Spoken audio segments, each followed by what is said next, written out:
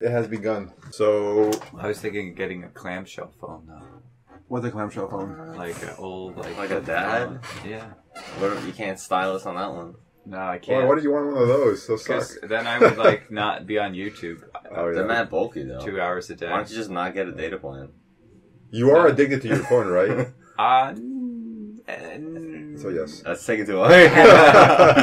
But I'm thinking I think I am, but compared to other people, I feel like I use it pretty modestly. Compared to people who are institutionalized, maybe. No, like everybody. No, well, maybe not you guys. You guys are really good, but I'm not either, actually. But I'm pretty bad too. Because I figured you're the one that uses your phone the most during the cold by light years, right? Light years. Yeah. Light years. I think I use it never, pretty much, or maybe for half a second. Pretty much never. I let it go. I mean, Bill. Whatever your name is. Oh, fuck. We were supposed to come up with names. Yeah. I just remember that. I remember during the week, and I was like, I'm at work right now. And then that was it. Never again. Okay, so wait, what were you going to say? I'll call you Tom Sawyer. We're talking about phones. Oh, yeah. I was going to say, yeah. I think it's only because he has a wife. I was like, so exactly. I let it slide. I'm like, Exactly. this is probably wife related. I don't think he's on Instagram. Like, oh, that's a fat No, ass. there's a lot of Double researching tap. stuff and What? That's useful. Like I'm giving my efforts to the cult. I'm sacrificing my body and mind to the cult here, and then you're gonna tell me I'm wrong. This for is not a doing cult. This is not a cult. Bam, bam. Oh, by the way, my code name will be James. Okay. James is good. I want to be Tony. Tony? So I'll be Tony. Oh! Hey, look at this guy. What do you do over here? I was going to make a list, but I forgot. But I got. Alright. Let's just move. I'll pull up the list today. So. Alright, sounds good. So you're James. James. See, I was going to ask for Rocky. Oh, really? I'll be Tony, and you are. Brock. Brock, really? No, do I want to be Brock forever? That sounds like a meathead. Yeah. I was thinking Brock. Yeah, I was thinking the first trainer. Yeah, Pokemon, alright? Because I was Where's like, he's a rock type. I was Right. thinking, my dad used to call me Rock, so I was like, that's That was your nickname? Your dad called you Rock? I think he called me because it was some guy who I still don't know, but was like a popular figure who wasn't Rocky. Right. And then he was just like a guy. And I heard another person mention it. I was like, oh, my dad's not crazy at making people up. I was like, alright, this is good. Okay, so you are. I will be. Oh, I don't want to be Fred. I'll be Eric. Eric? Okay, that's pretty good. Eric is good. Eric is You good. seem like an Eric. So James, James Tony, and Eric. Should we write this shit down? No, I should remember that. It's pretty James, simple. Tony, I'll Eric. put up a list. Yeah. Okay. I'll pull it up today.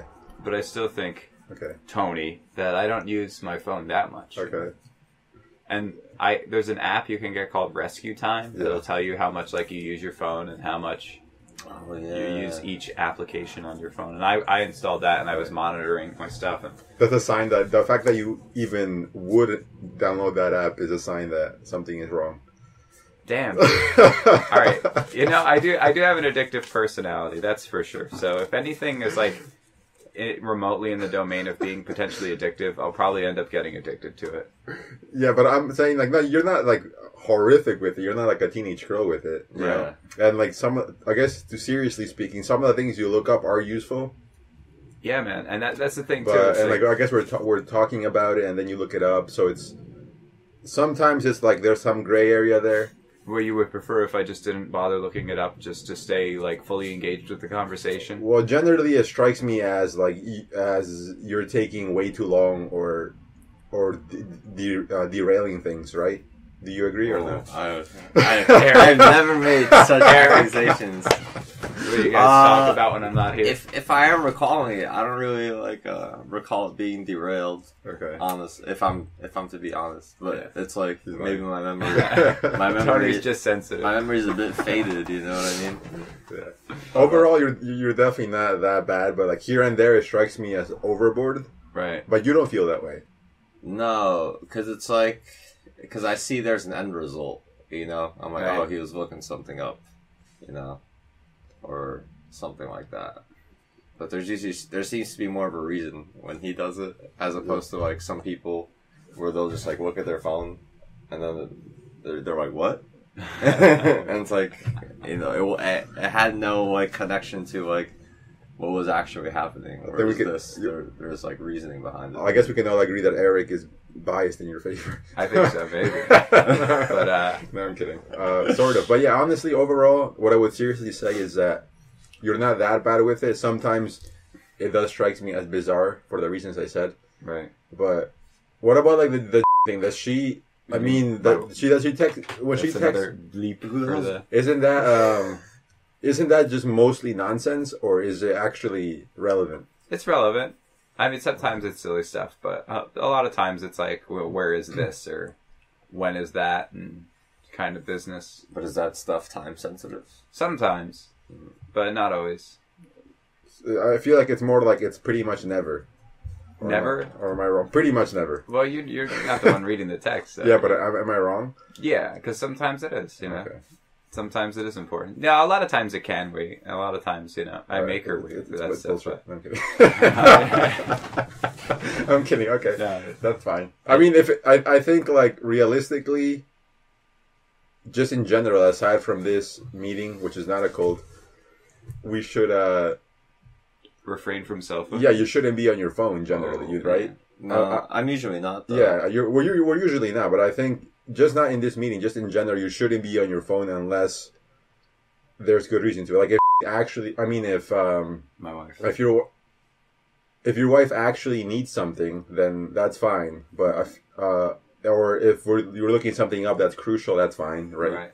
Yeah, but generally, just like in any other meeting, I think you shouldn't be on your phone, right? Yeah. If I'm pulling something up, like Jamie style, yeah, then it's like, yeah, I that's feel fine. like it's fair.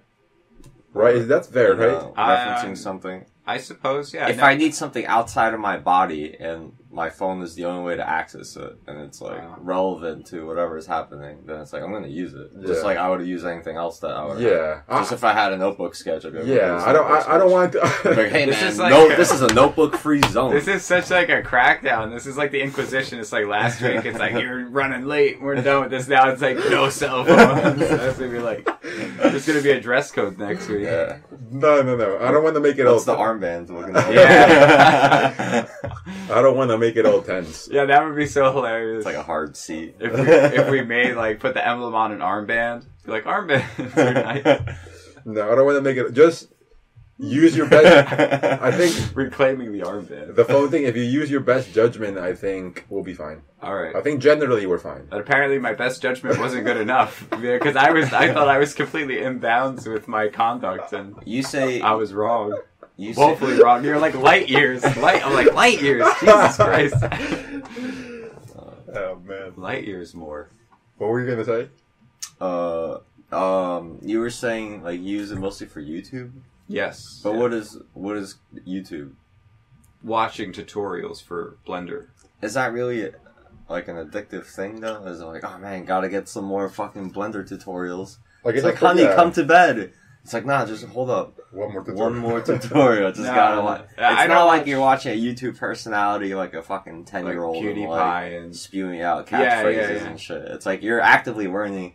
You're just using your cell phone to do it. Yeah. As opposed to another screened device. Right. That's like I would say like a good 90% of my usage is just looking up tutorials for like Blender or Photoshop or. So I wouldn't even like consider that in the realm of addictive because you're using that as a tool and you're probably using that while you're on the go, like on the bus and stuff. Yes, exactly. So most of your use is actually productive? Yes. So it's like you got to take that into consideration, which that app doesn't. You know, I'm not trying to enable you, but no. You know, you got to realize. All right. You got to have. Yeah.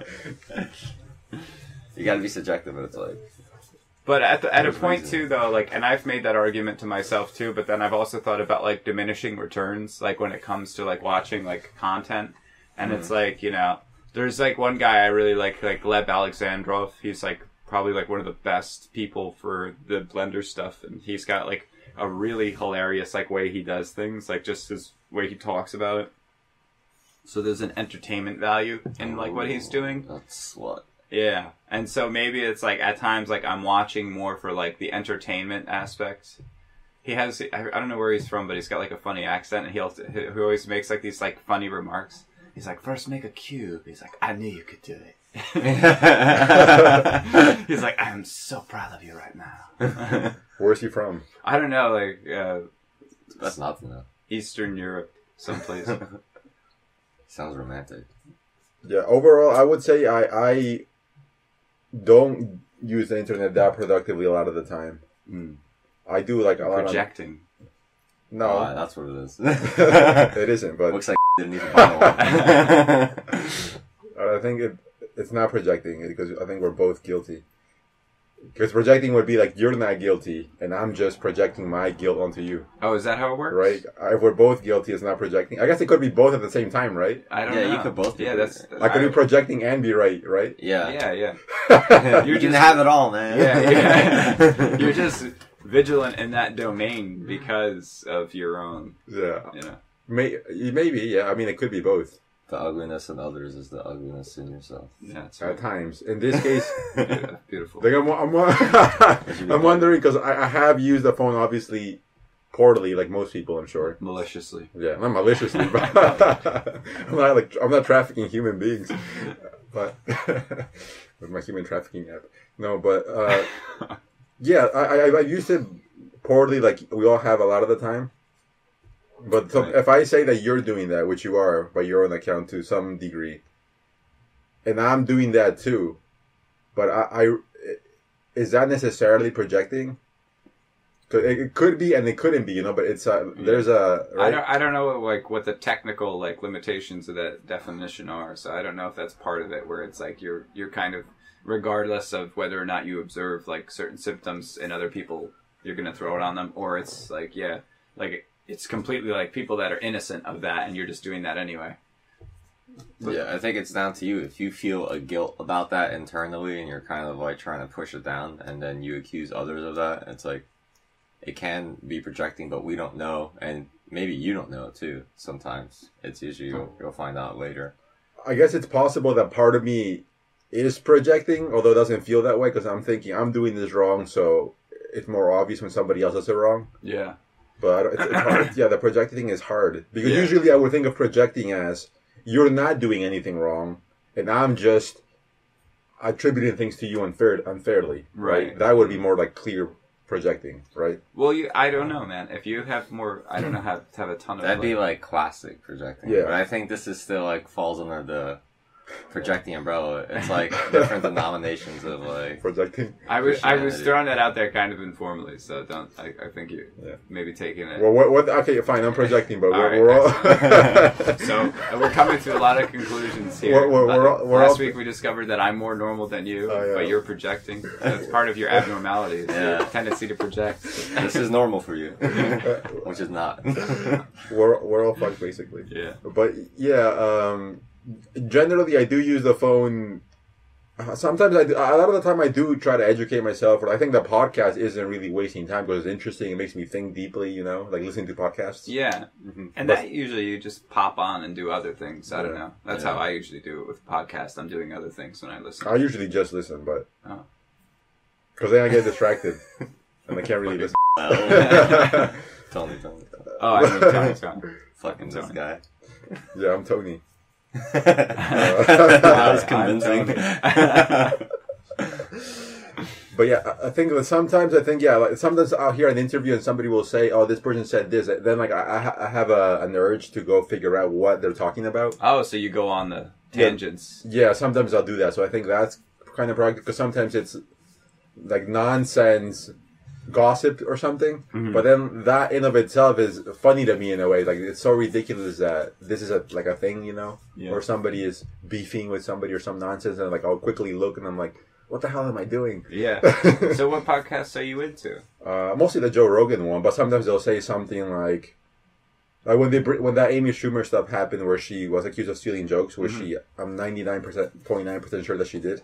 Okay. That they were talking about that, and then they were, of course, Joe Rogan was defending her. He was sort of, but he wasn't like basic. He never went in on her for doing it when he destroyed Carlos Mencia's career, which I think is ridiculous.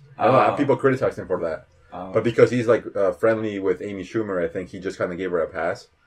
Or maybe also because she's so powerful that he's afraid of her, or he's afraid that his friends will be impacted by him talking about her, maybe. Right. So I figured it's some cowardice, bias thing, definitely, you know? Right. I guess it might have been different, too, because from what I understand, like, when he had that whole shit with Carlos Mencia, he was kind of in a different point in his career. Yeah. Right? He was still doing, like, more stand-up. He hadn't exploded yet with the podcast. And was he doing Fear Factor at that time? Or? Yeah, but he was already, like, set for life from Fear Factor. Oh, he had already done that? Yeah. Okay, never mind then. And that's part of the reason why he did it, because he was like, bold. As they say, that he had fuck you money. Oh, good for him. So yeah, so he like, so for example, that's an example, like, he didn't really criticize Amy Schumer, and obviously, at the best you're gonna get is she accidentally stole the jokes, like parallel thinking. I mean, that could happen here and there, but some of them are so obvious that it's like, there's no way you didn't steal that. The best I would give you is maybe there's a 1% chance you didn't remember that you saw that and it just came to mind and you thought you came up with it. Yeah. Are we talking about like actual stand-up, or are you talking about sketch? Both stand-up and sketch. Both, actually. Because some of them were literally the same thing. With Wow. maybe, this person was wearing a blue shirt, and the Amy Schumer one, he was wearing a red shirt. Like, but so it's obviously the best I'm going to give you is you accidentally did it 10 times, which is, it makes it even more unlikely. Yeah, it's kind of. So yeah, I mean. So yeah, in that case, for example, he said, Amy, he got, a couple of podcasts ago, he mentioned it for some reason with that annoying guy that was on. Those two guys? Yeah. I think one was like coked up or something. Yeah, Kurt Metzger. And, I watched that whole podcast. Yeah. I was like, why am I even watching this one? Yeah. They bitched about like social justice people the whole time. That one dude, I guess he had a really bad interaction with one of them, so. They're amusing people too, but he was kind of annoying because he was too on the edge, I think. Yeah. But they said some hilarious shit though at certain points. I remember like really laughing my ass off. Yeah, it was definitely entertaining, but also a little bit but a little bit he was a bit annoying, but also amusing. But yeah, so during that podcast, he said something about Amy Schumer, and he's like, they accuse her of stealing jokes. So when I hear that, like my instinct is to, let me see what they're talking about. So if I'd never heard about that, I would be like, let me see what Amy Schumer said about this. Yeah. Especially because I love comedy, sort of. I'm curious to see like what's going on. So that's kind of like gossipy neighbor kind of thing, That is. So does that count as like being productive or I don't think so. I kind of like gossip and drama. Educational. It's entertaining, especially seeing the scale it can get to. Especially when you're not involved, though. It's like I don't like getting involved in that stuff, but I'll watch it from afar and like comment on it. Is that bad? It's like a sporting event. Yeah, like that Amy Schumer thing. That's not as bad as watching TMZ every day, but it's kind of approaching that. I think so because it's like, what are you like? Yes, it definitely has an impact in your life. What are you walking away with that from? So it's like you put in this time, but then I think it begs the question: is like, does everything need to have some sort of like productive output to it? I don't know. That's true. Not necessarily. I think it's one thing if you search for the drama, but if it comes to you, it's like that's when I like let it in. If somebody's like, "Did you hear that shit?" I was like, "No, tell me about it." Like I'll hear that out, but it's like I won't go looking for that. Especially like that celebrity stuff. I never like got that. Like people that are really obsessed with like over celebrity lives, and they see like, Jack Human fucking eating spaghetti. Yeah, Jack like, Human. I was like, is that a real person? Who is that? Who's Jack H and then ends with man? I don't know. There's a Jack. I don't know H anything man, right? about anybody. I don't know any Jack. Celebrity X. Jack Nicholson, human.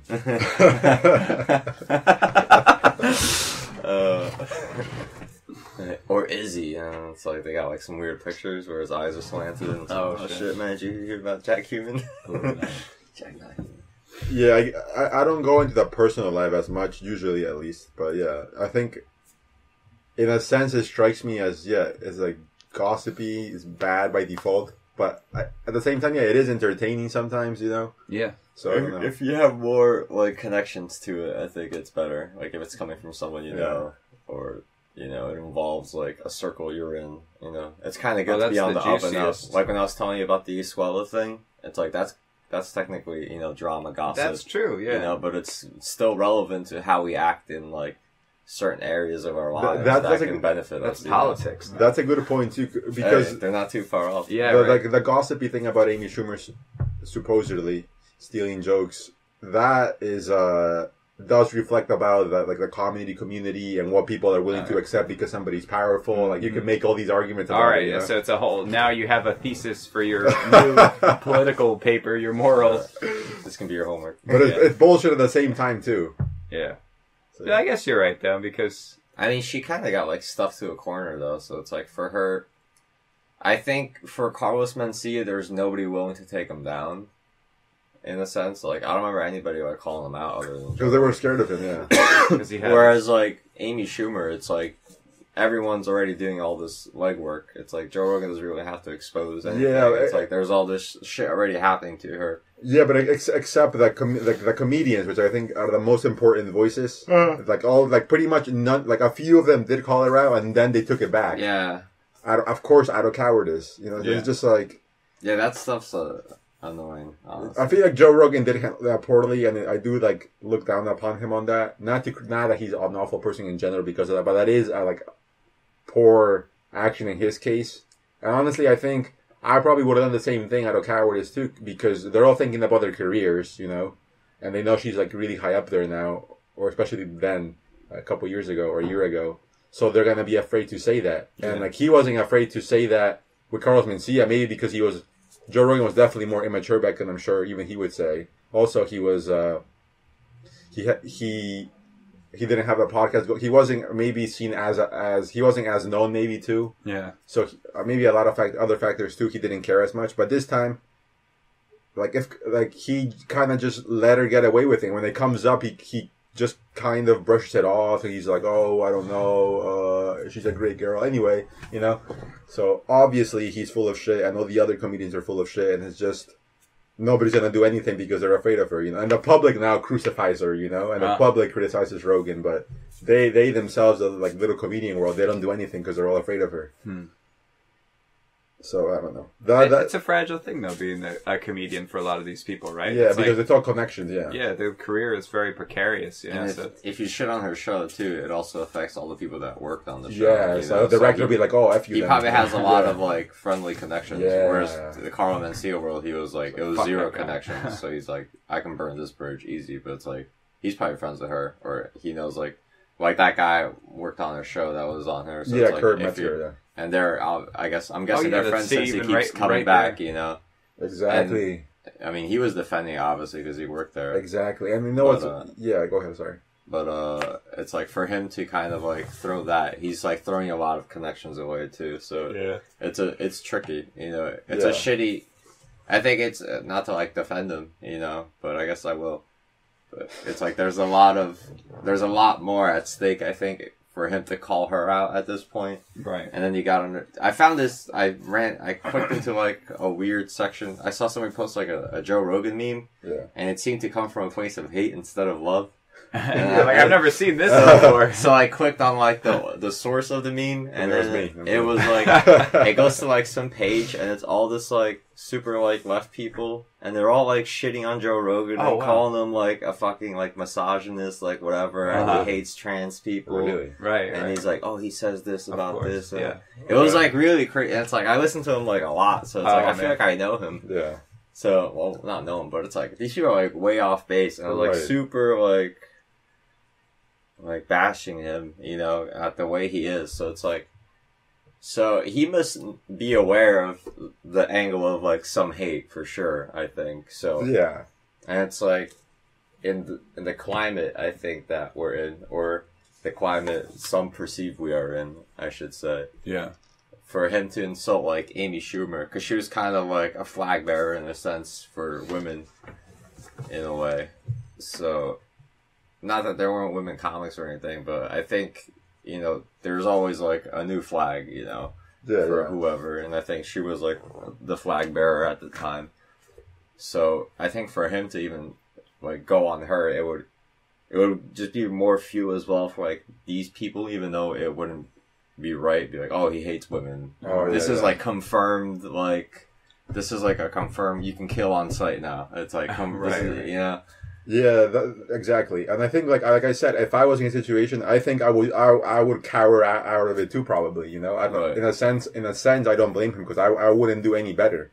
But at the same time, it's a shame that happens, because that kind of situation is so prevalent, I think, in everything. You know, like the powerful person gets to get away with it, you know, because I'm rich. Well, then I don't have to fill out all these forms, you know, or oh, I get this special favor. Oh, the interest rate I get is higher. You know, all these things that are unfair in a way, in a very real way, just because I am who I am, you know. Yeah. But Tony, let me ask you something. So it's like we do afford special treatment to certain like high tier players. Yeah. But like just like the point bringing up Amy Schumer's show, it's like when people get so big, it's like they become like an ecosystem, you know. And it's like Amy Schumer's work and content and everything, and probably supports like dozens and dozens of people, you know. Yeah, so it's like you just said, you know. So the same thing with like these people that kind of, you know, get to cut in line and things like that. It's like we afford them special treatment because so many people are dependent on them, right? And so do we have to look at them as like exceptions because of that? Or you think that even though like, you know, people are depending on them, that they should be held to the same degree of like scrutiny as the rest of us? I think the problem comes in when, for example, the thing I just said about if you're really rich, you might get a percentage rate on your interest rate on your bank account that nobody else would.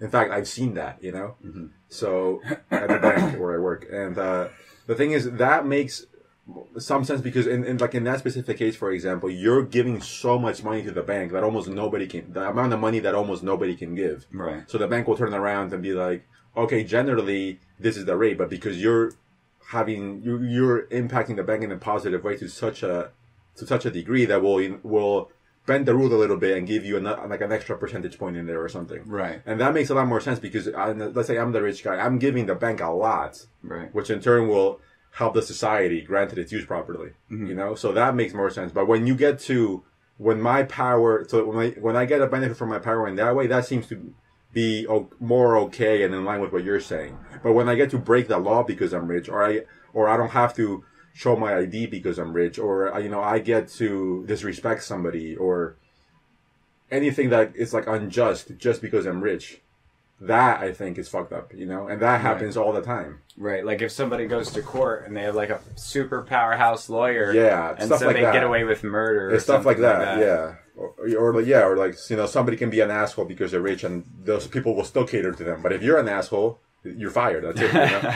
Because you don't get to do that. But being an asshole now, that's like a third scenario. It's like in the first scenario, what you're talking about is like it's a generally beneficial thing. Because like you're saying, it's like they're giving a lot of money to the bank, and the bank can use that money to invest in things that are going to be good for a lot of people, right? Yeah. So that is the kind of condition where it's like their actions are actually going to be beneficial for a lot of people, presumably. Yeah, that's a more noble one. Yeah. But then scenario B is like your actions, like you're protected. You're protecting yourself exclusively. It's like, I'm powerful and rich, so I'm protecting myself and you exclusively. You get to break the law here and there, let's say. All right. But then, like, the third scenario is just a little different. It's like being an asshole. Yeah, that's... And I say that being an asshole should be in bounds, you know? Because I was talking to my wife about this. It's like... Well, you mean it's wrong? No, it's okay to be an asshole. Okay. Because...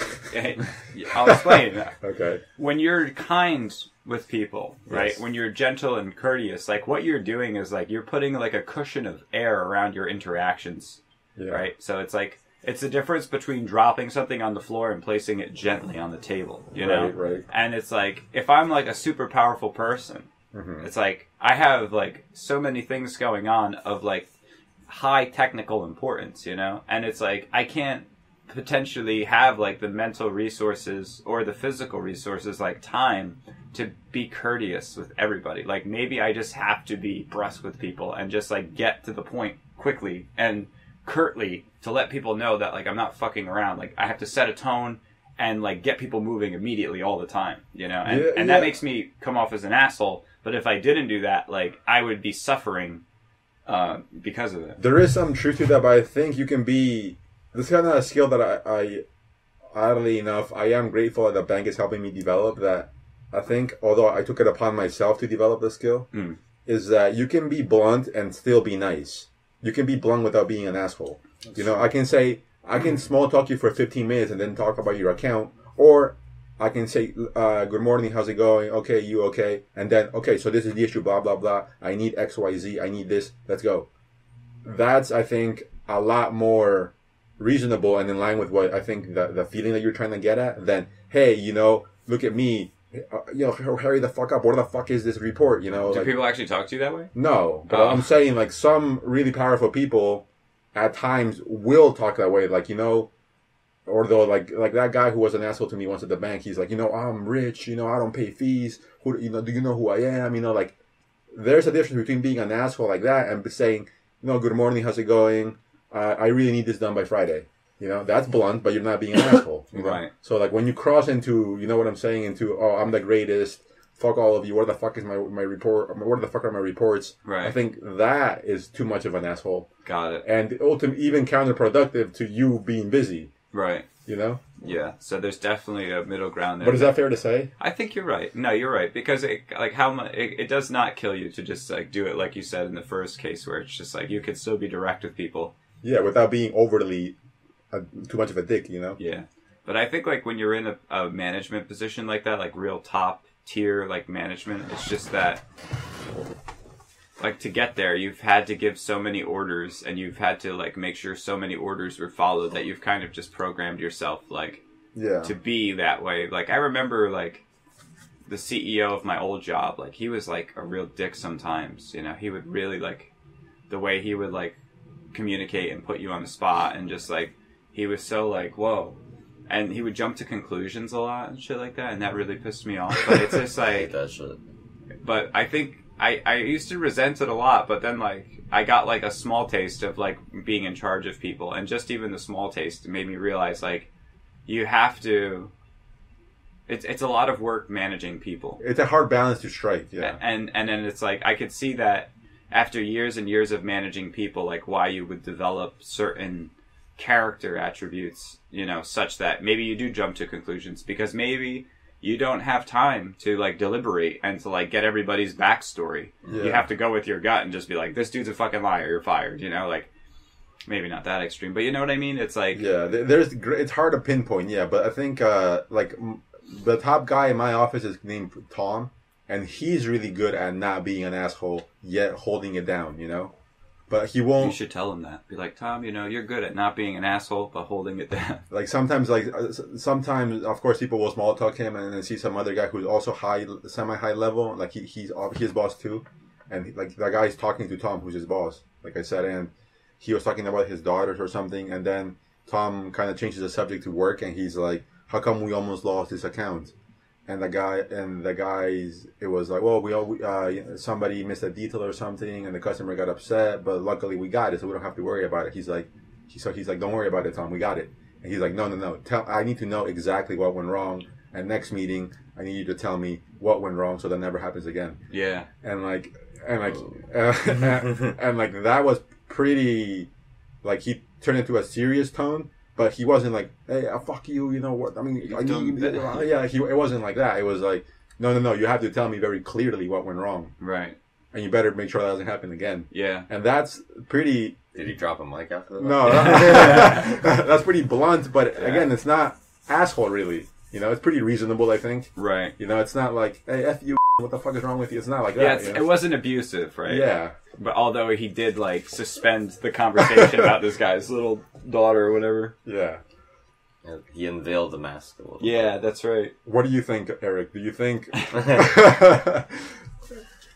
it's fair to be, if you're that powerful, like, just free reign to be a dick and you do that? Or do you think you should go out of your way to strike the balance? I feel like, as a person, you should go out of your way to strike a balance, because I don't think that's healthy to be that way all the time. Although I think being in those situations kind of, like James was saying, breeds that kind of like a personality trait. So if you're a top dog, you kind of like have to be at top dog all the time. Yeah. So it's like, if you're doing that all the time, that is you. Because you are doing that all the time. If most of your time is spent towards that, like, that is you. Who you are as a person. You're like this top dog, like dick swinging political, like powerhouse or whatever the fuck we're talking about. Yeah. But that kind of echelon of like, dick swinging status. So it's like level 5 dick swing. I think it's harder to see somebody who can both be like that, like, cutthroat up top, you know, in that way, and then also be like a kind soul that can appreciate time and space as it passes, you know. Yeah. I think those are two like very different people. Yeah, and I think for the most, not saying that they don't exist, but I think they're more the exception than, you know, the rule. The nice guys. Yeah, or nicer, like they're able to like scale it back when like it's not like business time, you know. Yeah. Because it's not always business time, you know. You can't just be walking the street and like some old lady like, you know, crosses you and you just flip out on her. You know who I am. Or some little, you know, you want the businessman. It's like the old lady comes. He's like, oh hey, whatever, and it gives her an arm so she could cross the street or some shit. Yeah. And he can like stare at a bird, you know. Yeah. I was like, oh, there's a bird. It looks nice today. You It's know, like nice bird. I'm sorry to cut you off. It's a kind of like being a boxer, you know. It's like a boxer, or it's like this trained fighter, and he's like a killing machine. You know, it's like when he gets in the ring and like goes to work, so to speak. It's like he's like the most ruthless like assassin, you know. But then it's like he could go out and be a nice guy. Yeah. Potentially though, but you know. Yeah, although that doesn't happen all the No, time. yeah, but, sometimes you know, the aggressive nature does kind of spill over, but it is possible. I don't know too many boxers, but even then, it's like that shows you the sign of like what you know, what you're wasting your time on. You know, these people train all the time, and then when some of them, I would say, I guess like it also depends on like your initial personality trait. Maybe if you do have violent tendencies, you tend to go towards a violent career. So maybe there's some crossover there as well. But I think if you're doing that all the time and then that spills out, like it shouldn't be a surprise in a sense. right. That they'll resort to that level of problem solving when that's like their only way they've been working at problem solving. It's like I'm really good at just one thing.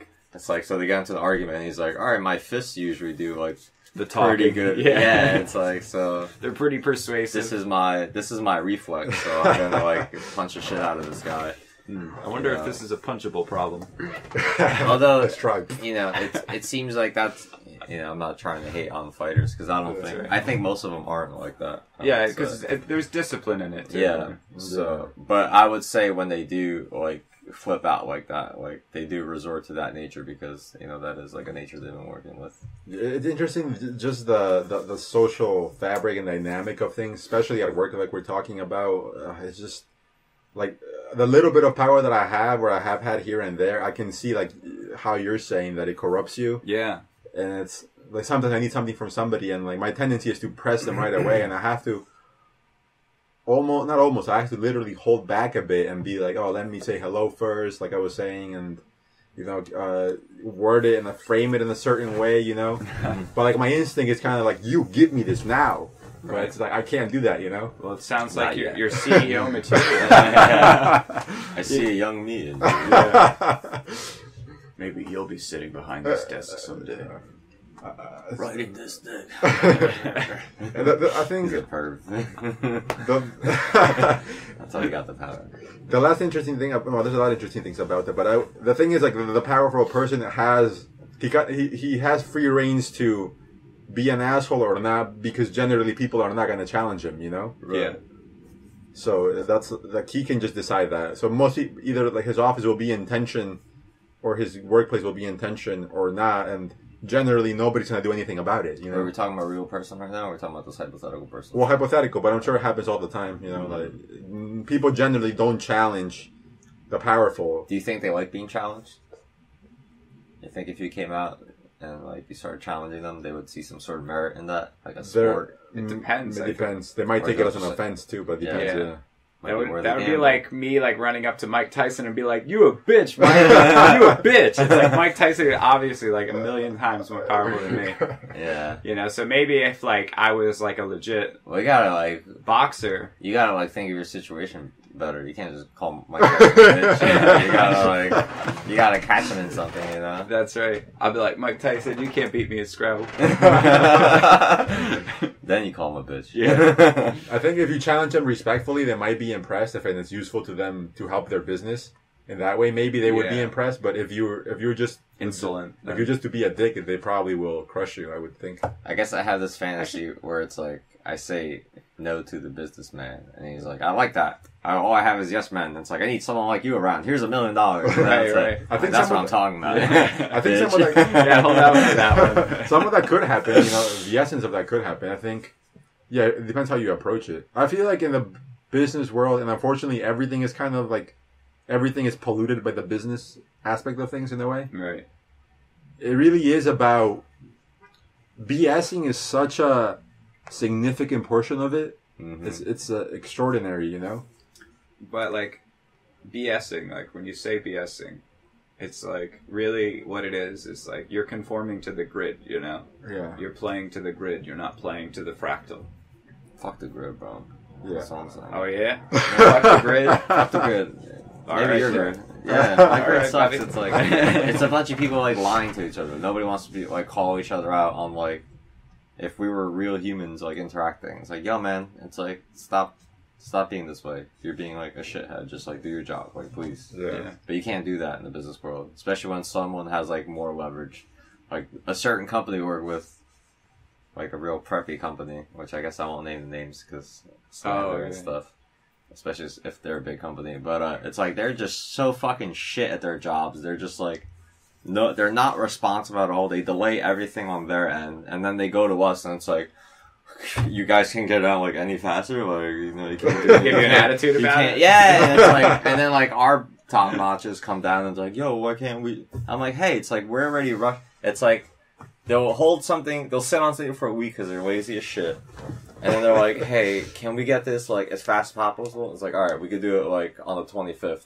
Like, oh, thank you so much. And 2 days later, it's like, hey, can we get this on the 21st? And they're like, no, man, it's like, we already, like, are doing you a favor. And they'll come cry to the CEO. It's like, we just want this one job for the 21st. And all they give us people are being difficult. Yeah, and it's like, oh, we gotta get this out. And it's like, yo, it's like, what the fuck? And it's like, it's not like he's not aware of this, you know? And we tell, I don't know, man, it's like that kind of shit. Like, just let people walk all over you just because they're dangling the big green stick in front of you. Yeah. But so it's like, come on, man. It's like, call these people out. It's like, fuck you people. And like, no, let them hang. Let them, like, suffer for their mistakes, you know? Right. It's like, we're saving their ass all the time. They're gonna keep doing that. They're gonna keep, like, letting us save the day. They're gonna keep being the damsel in distress all the time because they don't need to give a fuck because we're giving the fucks for them.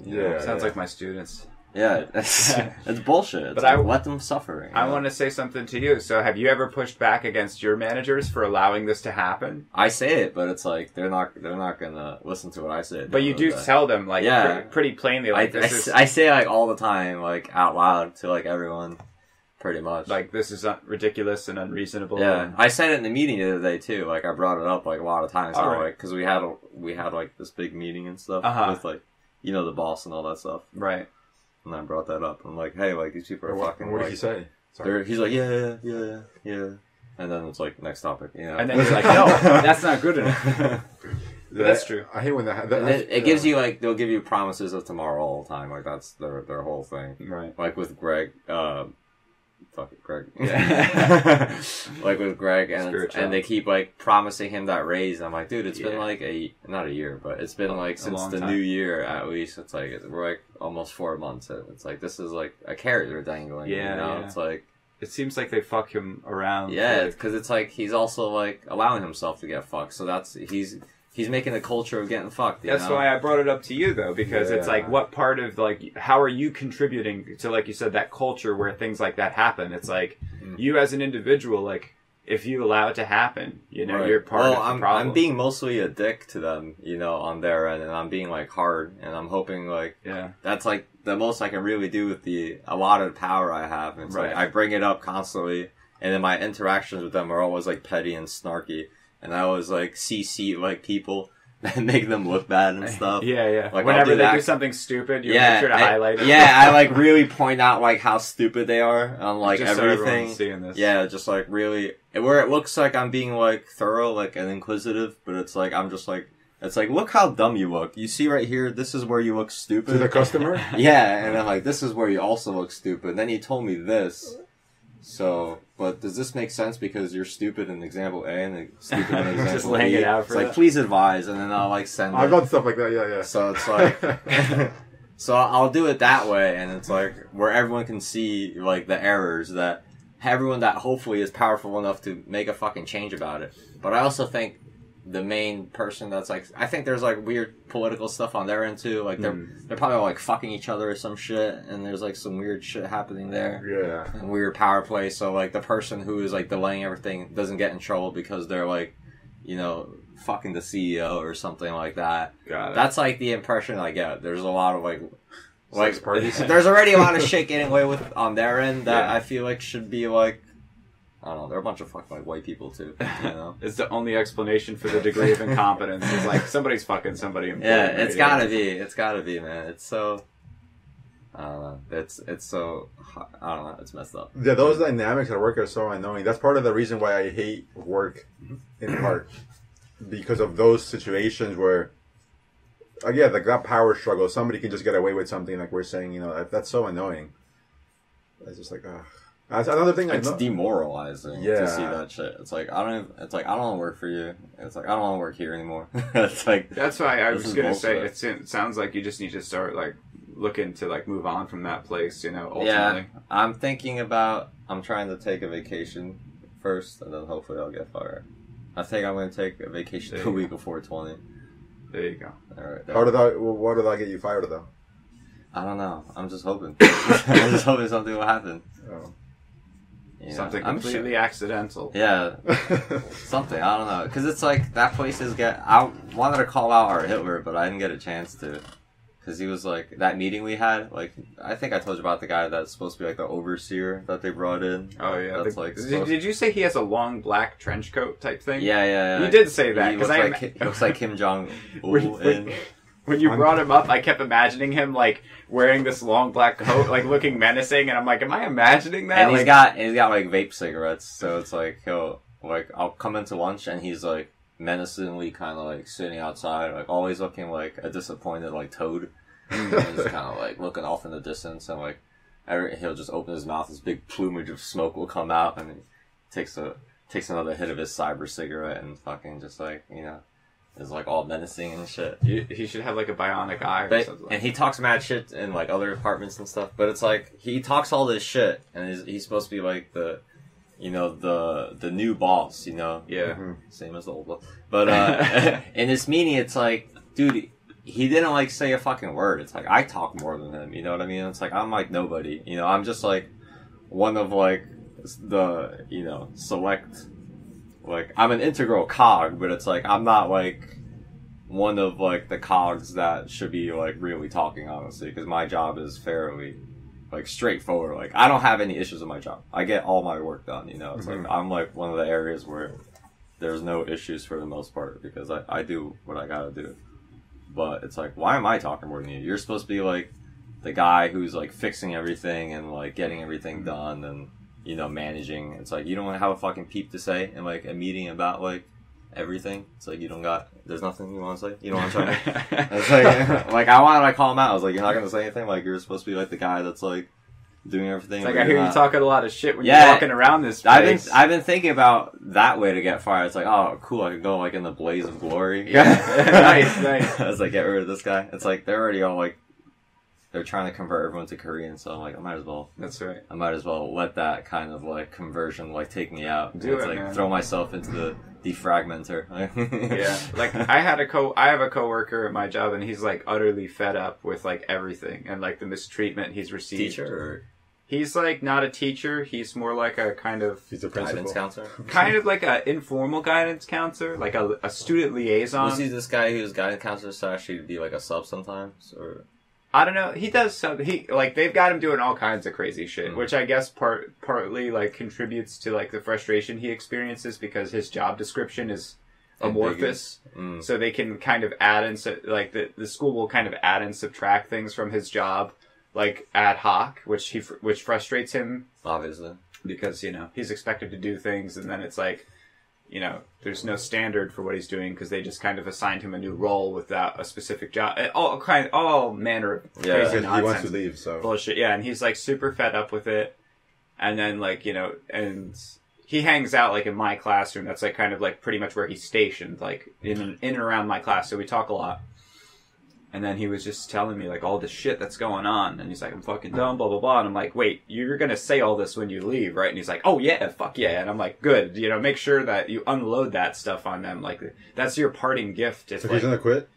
I don't think he's going to quit, but he's like, he's got one foot out the door. He's out there with his feelers looking for something new to do. And I don't blame him for it, you know. So I think as long as he doesn't have another place to go, he'll be here. But probably as soon as another opportunity that's comparable presents itself, he'll probably just leave. That's a shame. It reminds me of based on what you want. Like, you want to get fired. You sort of don't care, but you need a job. I don't want to get fired, but it's not like my career choice. Yeah. So depending on what you want, career of choice. Now, like me, like I don't like. You want to get fired. You're sort of half-assed there. Right, I'm like 2/3 ass there. Okay. It's a little more than half-ass. So you're 2/3 half. No, you're 2/3 ass there. Yeah, 2/3 ass. And I'm kind of like 50-50. I don't know, because part of me thinks like, oh, maybe I should keep doing this kind of stuff for my own self-interest and other, even some noble reasons. Mm-hmm. But then other times, like, I don't know if I want to do this. Like I've said, like those confusions. Yeah. So then, based on like all the different ways that we feel about our jobs, that sort of in a very real way shapes how you behave. And like if you want to get promoted, you're not gonna be doing what you're planning on doing, you know? Right. Yeah, that's for sure. Or like you, like even you, like 2/3 task, you don't get promoted that way, you know? No. So it's just so. Oh, but don't get me wrong though, because I'm still like doing my job like well, and right. I still go like. I still work hard to like get shit right and get stuff done. But you're thinking about like, I'm not trying to compromise my department and my coworkers directly in my department and like everyone else. That it's like there's this because all this bullshit. Like if I fuck up, it's like it fucks up like down the ladder. It's like I'm shitting on everyone downstream. So it's like I'm definitely not trying to fuck up my job in a very real way. But it's like I will fuck it up in like a social kind of like political way. Right, but you wouldn't do that if you were trying to get promoted. Right. So you had some ambition in the workplace, right? Yeah, I used to. Yeah. Now it's like I'm just there to work and you're just collecting a paycheck. Yeah, basically at this point. So which is like my boss hates people to do, but it's like this is the culture you've created. Exactly. So that makes sense, and like I'm sure if I knew even deeper details, I would agree with you, and maybe even do the same thing. Maybe I would even do worse things if I was you, you know. But in your situation, but who knows? But that makes sense. But yeah, so based on what you're trying to do or where you stand, you play the social game differently, you know? Yes. And the problem is, especially with me, I think maybe with you guys too, since I don't know exactly where things are going or what it is I should aim for sometimes, especially in recent times. It's hard to play the game, or sometimes I think like, should I let this person get away with this? Because if I want to get promoted, I probably should let away with it. But if I don't give a crap, let me go in on them, you know? Right. So like, I don't know. Sometimes it's like, I don't know what BS mask to put on, you know? It's always a phoniness, but I don't know how deep it goes. Yeah, which mask to put on of the wide assortment of like, there's like, you pretend this if you want this, you pretend this if you want that. Yeah. You know, it's just what you're highlighting. It's very, very disturbing in a way. And it's like a shame to like the beauty of the truth. But it's also just annoying. And also, it's funny in a way, too. Like, sometimes it makes me laugh. I'm like, I just BS'd my way through all these things and nobody noticed, you know? And people think I mean what I say. And now think about everyone else that's doing that. Exactly. Yeah. Sometimes I think that, and it's just like, oh, man, like people walk by me and say good morning to the way to their office. I'm like, what is that guy thinking? You know, maybe he's thinking if I walk in here one more day, I'm going to kill myself. Like, he could be thinking that, you know? But I was like, maybe those thoughts aren't as common. Because I was talking to Moesha the other day. Yeah. I forgot what I was talking about. But I mentioned something about, like, suicidal thoughts. I'm like, is that, like, common? And then she's like, no. And I'm like, huh. Liar! Yeah, I was like, nah, that's not true. It's like, everyone thinks about that stuff. Right? I guess not. I think it's like Moesha seems she's more or less like her personality is more or less normal. Yeah, she's more inclined with like normal behavior. She's a normie. She's like me. She's still definitely like quirky and like is crazy in a lot of ways. But I would say she's more normal than you, for sure. That's all cares about. I mean, Tony. Yeah, I'm Tony. This guy. I'm awkwardly saying I'm Tony during the podcast. The playing of that game does disturb me in a way. And also another thing, aside from that, another thing that I've noticed that is useful at work is being being forceful is useful, and being a little bit of a harsh person or acting a little harshly at times is useful, because I think that in part of the game, I think, is making people fear you and making / respect you / like you. There's a weird mix that you kind of have to conjure up depending on what you want. And I kind of play those games, especially in recent times, and it just sometimes gets confusing, but usually I think I kind of get it right, you know? Right. Like the other day at a meeting, like I think fear is incredibly useful, and unfortunately sometimes I feel like I don't know what other weapon to use. So I'm going to make you scared of me because that's how I'll win, you know? Right. And that sounds fucked up, but I think like that really does work. And depending on who you're dealing with, it seems that that's all that you have sometimes. Yeah. And like, for example, like there was a meeting. I hate these meetings at a bank. They make me really uncomfortable, like sitting in the boardroom, and it's mostly BS. Like it could have been like a 5-minute conversation, but for some reason we have to meet for an hour, you know? Right. But it's anyway. So yeah, we're sitting there. There were new objectives for my position. So we were going over them, and somebody's like, I think we were supposed to have read them. You know, that's like 2 pages of things. Obviously, I'm not gonna remember 2 pages of things, you know. And I ask, and then I'm like, then they were talking about that there's gonna be activities that you can do during work hours, like you might go volunteer to help women or something, you know, which is nice in a way during work hours. So I'm like, okay. I'm like, but then I asked them, do you have to do that? That's what I ask. Which sounds, obviously nobody else has. It sounds like I don't really want to do this. If I'm absolutely obligated, I guess I'll do it. Yeah. That's what it sounds like, right? Yeah, that is what it sounds like. But I'm like, I thought I want to say this because I want them to like feel I'm just not going to bend over and be like, oh yeah, what time do I show up, you know? Right. I'm going to be like, well, do I have to do this? Like, what is the actual responsibility? And, then they're like, did you read that? My boss is like, did you read it? I'm like, well, I did read it, but I read it really fast, so I don't remember exactly, you know? And I'm like, I bet not. I'm like, nobody here knows the stipulations of that. Not a you single. said that? Yeah. I'm like, nobody here knows. You fucking said that. I'm like, nobody knows what we're supposed to do. And yeah, and she's like, Tony. and she's like, God, she was taken back a bit, and nobody said anything. And she I'm got like, the Tony backhand. First taste. Hey, ain't nobody. You gotta bring Tony in the boardroom. You're gonna get a little taste of Tony. You asked me to come to the meeting. You wanna talk? So yeah, so I said that, it was kind of a bit harsh, but it's not like I crushed her, you know. Right. It wasn't like that. So I'm like, well, nobody knows. Like, why are you coming down on me with clearly nobody knows? I didn't say this, but she probably doesn't even know. Yeah. So that's probably why she's like, I see it. Yeah. Did you read it? I don't know. So then I crushed that, and then we just moved on. She instantly backed. She instantly backed off. Taste the I tell you, man, your management material. She instantly backed off, and like that little moment, I think sometimes it's very useful to do that, you know, because then now I'm looked at, I'm like, oh, this guy will be disagreeable here and there, you know. You do deserve the moniker of Tony.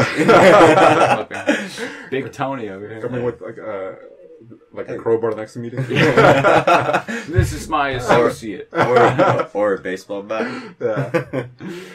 So yeah, I think like that little moment, it wasn't so harsh, but it was enough for them again to think like, this guy's a little disagreeable. Right. Like maybe he'll. I think they already probably got that impression. They already in your meeting told you needed to be more agreeable and personable. They Tony is scary. So yeah, I just called out the nonsense, and it's like, oh, like he might like now they'll think, oh, he might be somebody who'll do that, you know. So I'm not gonna just tell him to do all these things and think he's just gonna do it. Yeah. So I think that's like, for example, that little moment is like really useful, you know. So now I'm seen as, oh, I have a force to me, you know. Right. While everybody else just there, like sitting there, like with their arms crossed, just like, yeah, sure, yeah. I'm like, wait, what am I agreeing to here, you know? Right. So it's like, yeah, so that's really useful. In a way that I make the people afraid of me a little bit, but in that case, it's so useful. And then like I showed that to everyone, you know, like all of you, look, like I'm Tony. Yeah.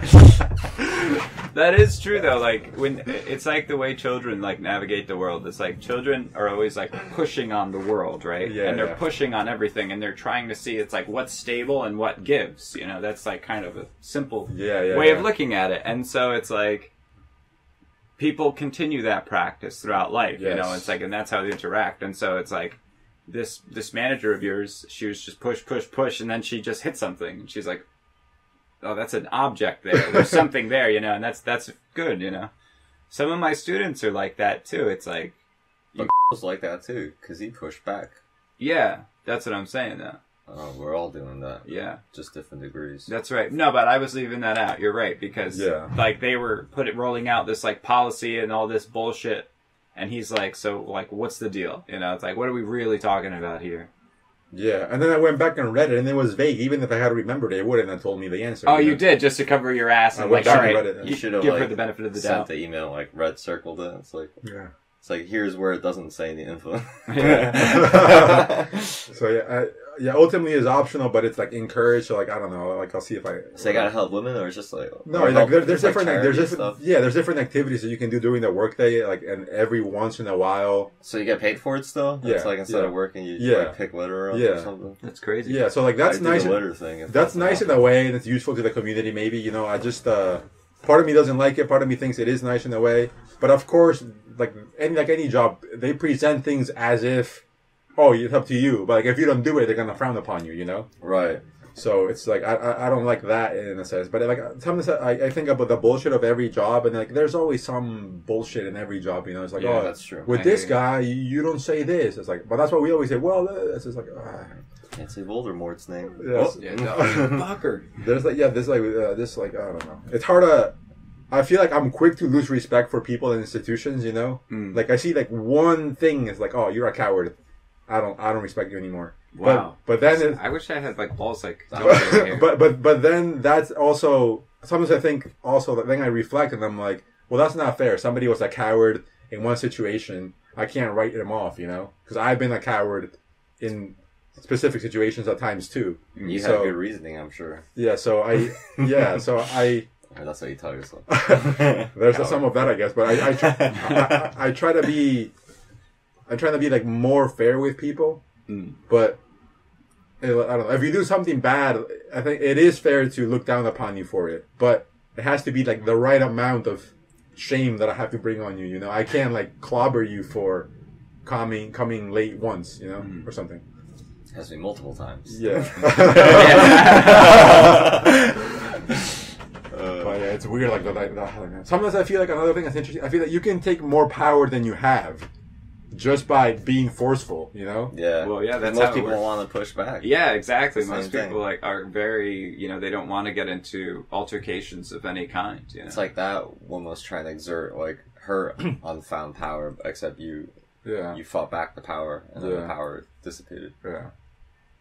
It's just like the game deeply disturbs me in some way. It also amuses me. Yeah, like all those things.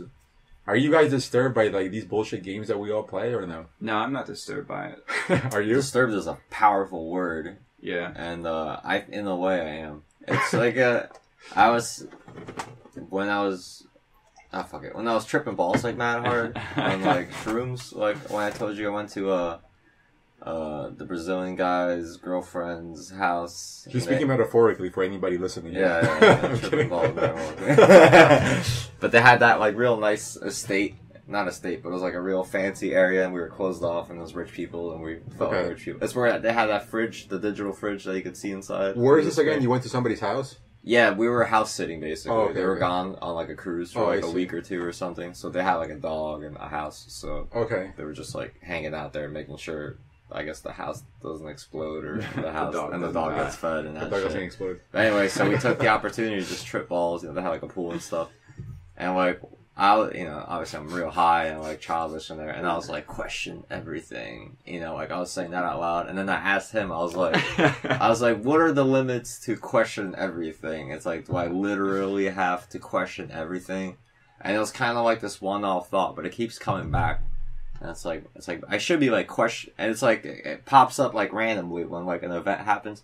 It's like question everything, and I'm like, oh, I should be like questioning like the reasoning behind this, And it's like, I think we should question, like, a lot of, like, the nonsense things that we kind of, like, the things we don't think about, I think we should question every once in a while, just to, like, because we've accepted a lot of things as rules. Mm-hmm. Yeah. And it's like, but is there legitimacy to, like, these rules and actions that we've been doing? Exactly, yeah. You know? So, in one case, is an insane person. For, like, I mean, Tony, for, you know, going deep on, like, a lot of these, like highlighting these smudges in a sense. Yeah. But it's like these common smudges that we see throughout society. It's like, is this smudge like a natural stain that you see on wood, or is it like some error that's like corrupting it? Exactly. A beautiful metaphor. That's right. That's some Harry said it more or less that, but not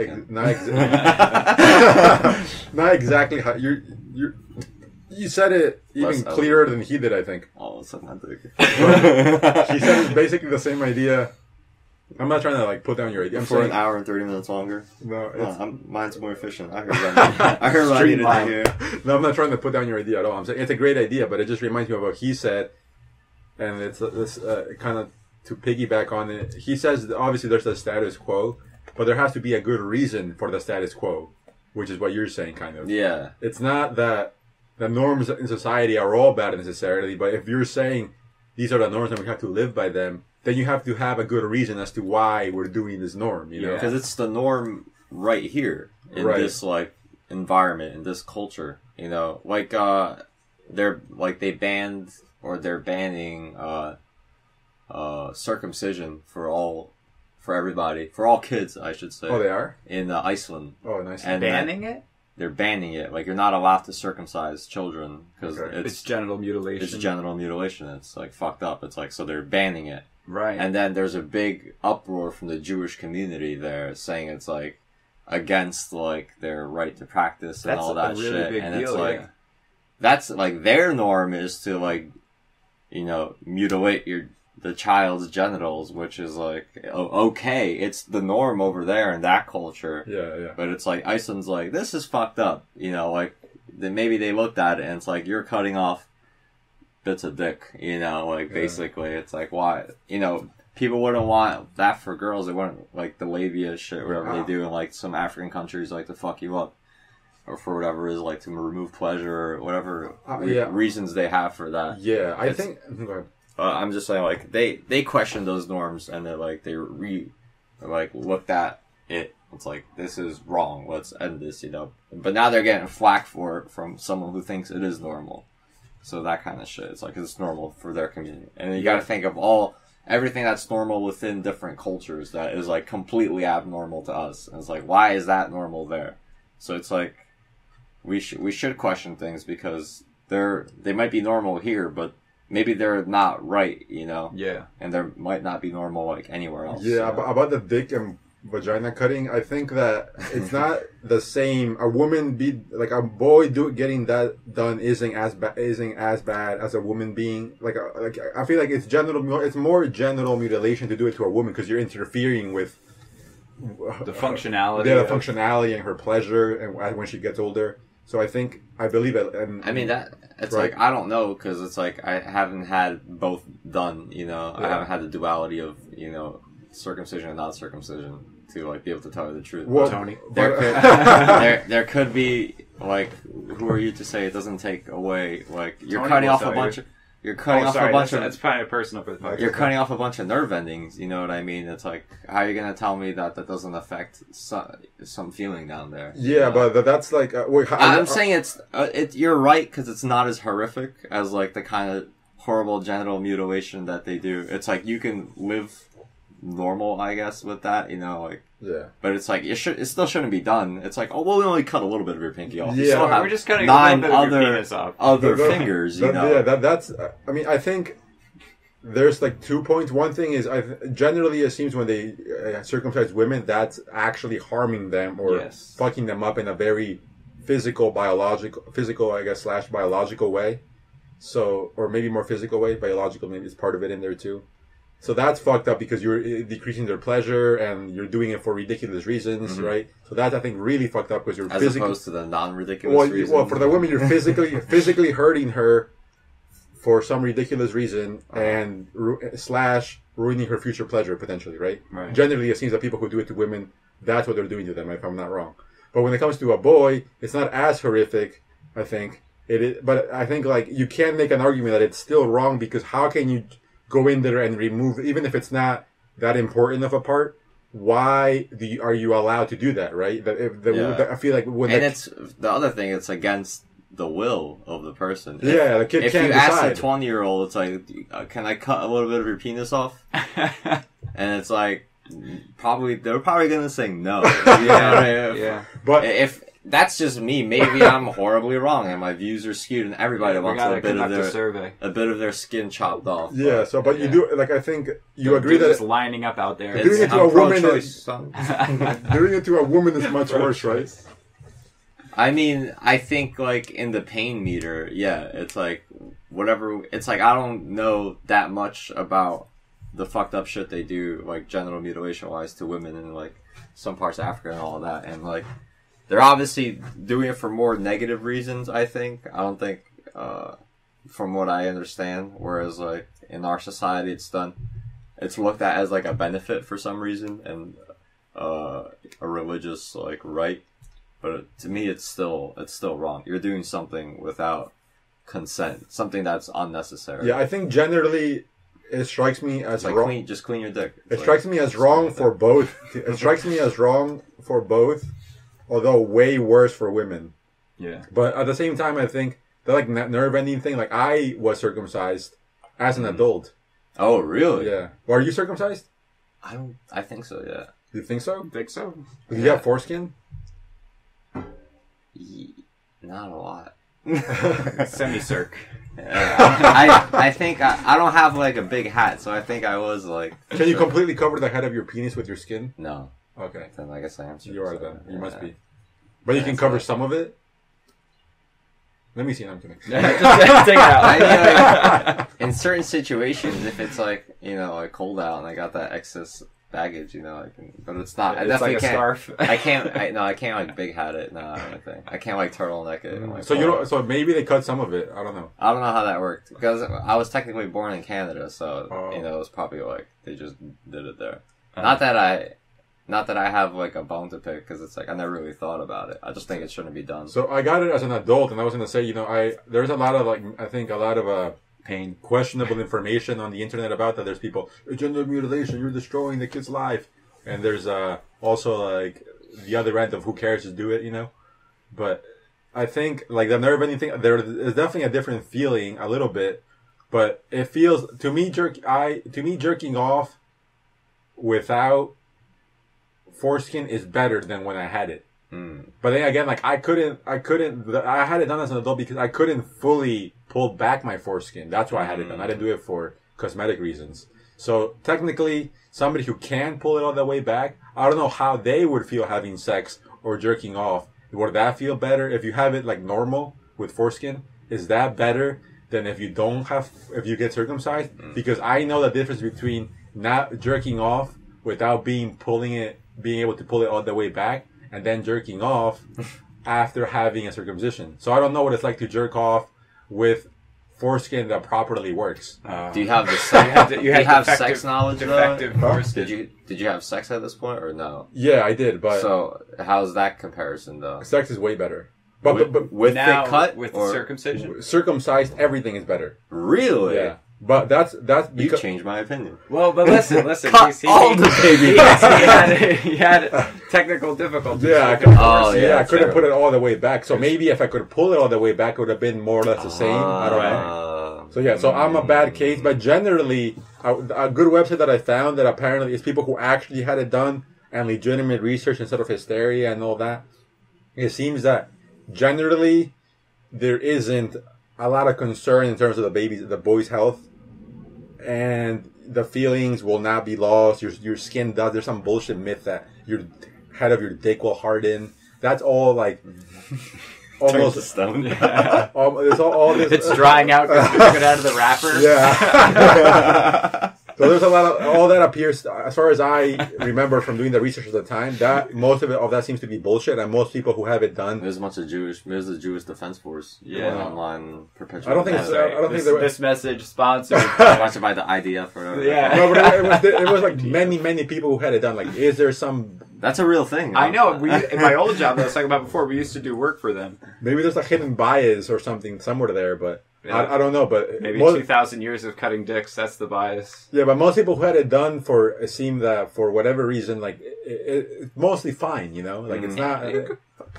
You're not gonna lose feeling in your dick. There are nerve endings, yes, but like that doesn't translate into now sex doesn't feel as good. You know, It seems like it just doesn't.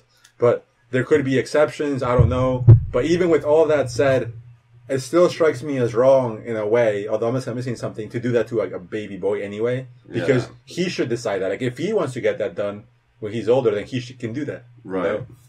Yeah, you've changed my mind a little bit about that. I'm not as like angry, but I still think you shouldn't do it. But your son is circumcised, right? Pro-choice. Now this is the weird case with my son, and it's like we opted to get him circumcised, but like his penis does not look like fully circumcised. Mm-hmm. So it's like I don't know if there's like a sort of bit of subjectivity when it comes to these doctors like doing circumcisions, and like some take a little more and some take a little less.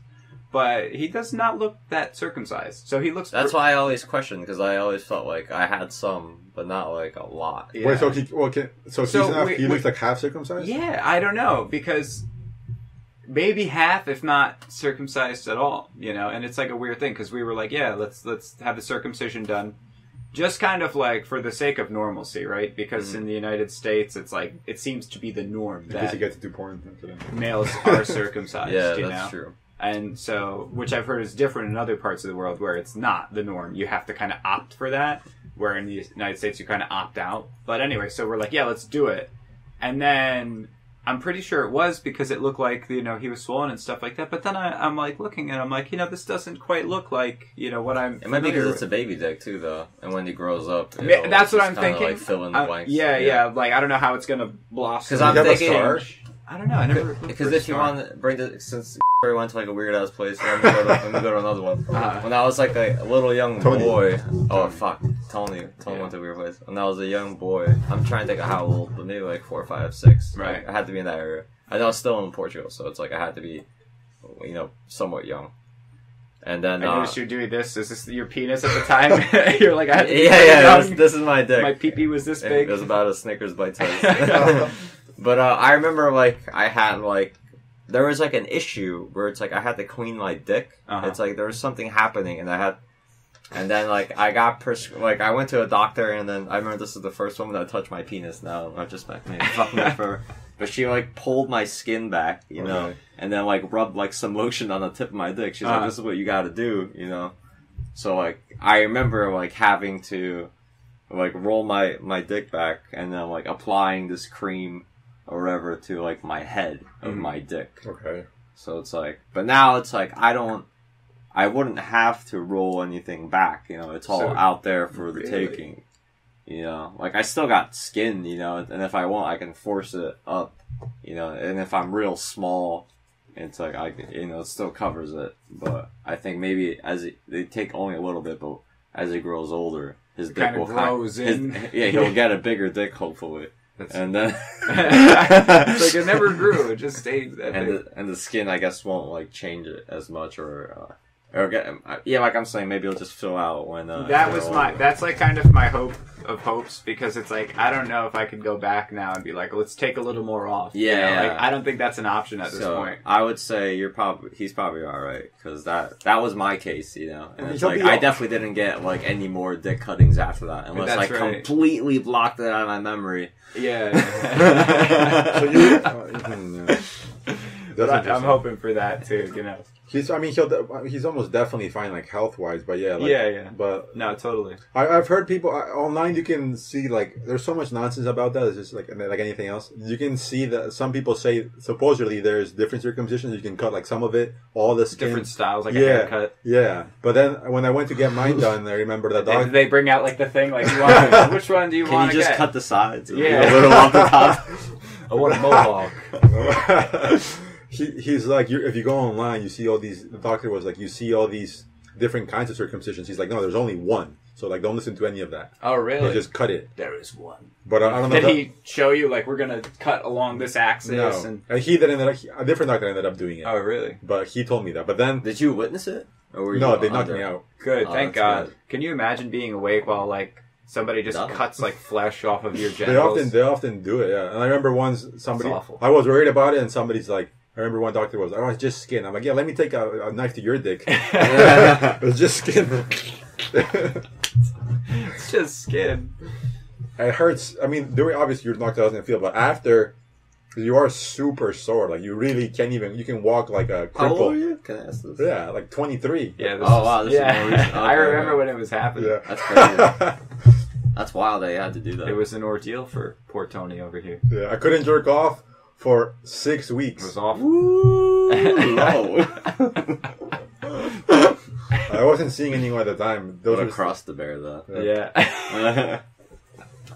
And I was usually like not like I had like a new dick, so I wasn't like it was weird to like jerk it off at first. Yeah, I'm like what? Yeah.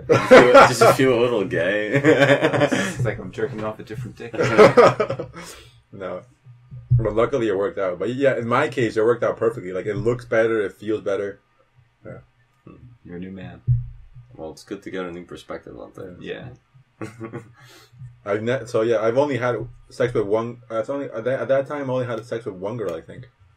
So, yeah. So only one girl got my unadulterated dick. You should tell her she's like the lucky one. Let her know. Call her up and be like, "Hey, just want to let you know you were the lucky one person that was able to get that." As opposed to the slew of countless floozies you got. Yeah, once I guess you got that new haircut, you're like, let's go out to town, boys. Yeah. We're looking good. Let's get out there. Sharp dressed man playing in the background. Yeah. That's fucking nuts. So we have to see how you. Never mind. Yeah, hopefully, I'm sure maybe you should ask a doctor. I mean, he would probably know. He's due for a checkup anyway, so. Like, look at my sense stick. Wow. We gotta check it out, though. Yeah, you do. It's like, gotta be clean. That reminds me of, now that I learned more about health and stuff, how poorly I was brought up. You know, like, I pretty much never got taken to the doctor as a kid. Me neither. That's the thing. I never got taken to the dentist. Nobody ever told me to floss. Yeah, that's the same shit Or, with me, man. like, nobody ever taught me how to, like mouth hygiene at all. Ever. Yeah. Nobody ever took me to the doctor. I got my vaccinations. And pretty much that was it, you know. Nobody took me to the doctor. Nobody took me to the dentist. Nobody took me to the eye doctor until I was like half blind. It's Really? just like, oh man. Like, Tony keeps walking into things. Hey, get out of my way! Oh, he's just assertive. I think that's why we need. It's like I used to knock on like health class, but I realized that I learned a lot of stuff from like those like health classes. Yeah. So it's like if they didn't have that, because it's like you might. It's like, hey, maybe you just have like shitty parents, you know. Like, Absolutely. No offense to you guys, but No, you're right. In certain areas, like not everyone's gonna. No one's perfect. It takes a village to raise a child, and I guess school is taking the place of a village. Yeah, in a big way. Unfortunately, it sucks, but Yeah, so I mean, the least they can do is have. It's like, first of all, school's all fucked up. They should have, like, those health classes. They just teach you about health, how to be, like, clean. It's like, this is an essential part of being a human. It's like, you might as well learn this. You know, learn, like, economics and budget balancing and, like, mindfulness. And it's like, why is the... Dude, mindfulness should be in there. Like, that they're using it now, apparently. Some new schools are teaching kids that. Fucking hippies. Yeah, dude, I do it with my students, the ones that will do it, you know? How do you do that? The mindfulness? Well, I just get them settled, and then, like, I'll put on a timer. I do 5 minutes at the beginning of class with the groups. Like, I tried to do it with every group, but some of the groups are just so unruly that, like, they were so resistant to the idea of being made to, like, sit quietly for 5 minutes that they just completely, like, it was like chaos. So I was like, all right, guys, if it's that fucking big of a deal, we'll just skip it. But there were 2 groups that were able to do it. And so have you noticed, like, an improvement in their overall anything? Well, the one group was freshmen. Okay. So they're kind of fresh, and then the other group, not maybe, I don't know though, because it's like it's always like the same case, you know. It's like the students that want to benefit from things like will benefit, and the students who think things suck, like they don't do it, you know. And that's the thing I always tell them. I'm like, guys, I can't like really force you to like be mindful, you know. I just like need your I don't know, collaboration or I just need to stop talking. I don't care if you're mindful or not. Shut up. Well, no, I do say that. I'm like, if you don't want to do it, just, be respectful to those who are trying. That's good that you're trying. Would you say most people aren't trying, or they are trying? It's hard, I don't think maybe I'm bad at, like, leading it and guiding it, but I think, like, there are good days and bad days, and I have to constantly tell them, like, it's not just sitting quietly. It's about, like, a concerted effort to focus your mind and to decide that you're going to, like, concentrate, Yeah. And I'll give them a little speech like before it every day, and I'll be like, this is how important it is. This is our opportunity to train our minds. This is the most important thing I can teach you. I always tell them that. Mm-hmm. I'm like, art is bullshit. Like, this is more important. Like, Yeah. I tell them they think it disturbs them. I'm like, don't worry about art. Like, this is more important. I feel like there's so much time wasted in like high school and even at work and in general. Like, maybe they could use some of that money to have a day where like a dentist comes in or something, right, and like checks their mouth or something. They used to do that for us in middle school. Really? We get checks, ear checks, and eye checks. Oh, ear checks, yeah, but that was pretty shitty though. They were just looking, yeah. Like no way, man. The income bracket for this town at Franklin School, where better than Harrison, Tony and I went. No, we didn't get shit. You didn't get eye checks? No, I don't think so. Oh. No, did we? I don't think so. Yeah, but those checks are like, pretty bare bones. I was like, definitely. I mean, it wasn't good, even close to good enough. But at least it was something. But yeah, maybe they could increase that instead of all that nonsense. I'm sure they waste money on. Yeah, no, it's terrible.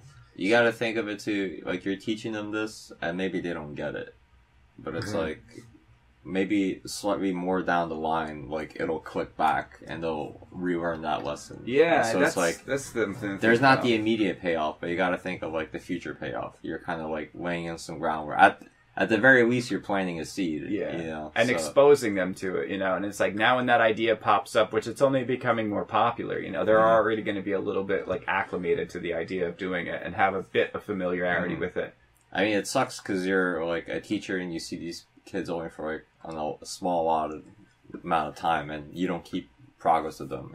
Yeah. So it's like you don't get to see like the fruits of your labor in a sense. But it's like that you shouldn't let not results bother you. It's hard to not because there's like the feedback is so poor. But yeah, definitely take your kid to the doctor. Yeah, because especially if something happens, you can catch it soon. Like if something was wrong with his teeth, like you could probably fix it easier. Then later there is no fix, or now, or if something's wrong with his arm, now like he grows up and his arm clicks or something. He had a problem like that too with his neck when he was first born. He had torticollis and then all these other issues. So it was a little scary in the beginning. What's torticollis? It's like his neck, the muscles in his neck were like permanently cramped, and so it's like. He couldn't move his neck. He was facing like one, or I think his head was always twisted like this. And then slowly we got him straightened out. He's good. How did you straighten it out? It was my father-in-law. Like did a lot of like exercises with him. And okay. That was it. Like so, we just kind of like encouraged like the movement, and we did take him to a specialist, and the specialist was like, "This is in reality like a really mild case."